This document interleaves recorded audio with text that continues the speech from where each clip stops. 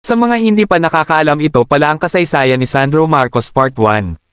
Ferdinand Alexander Sandro Araneta Marcos III ay isang politiko sa Pilipinas na ipinanganak noong ika-7 ng Marso taong 1994.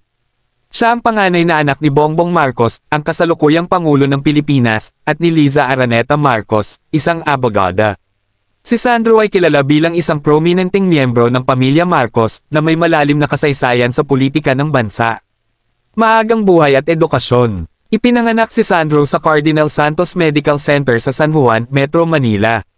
Lumaki siya sa Lawag City, Ilocos Norte, kung saan siya ay nag-aral sa Don Sergio Osmeña Senior Memorial National High School at Padre Annibale School.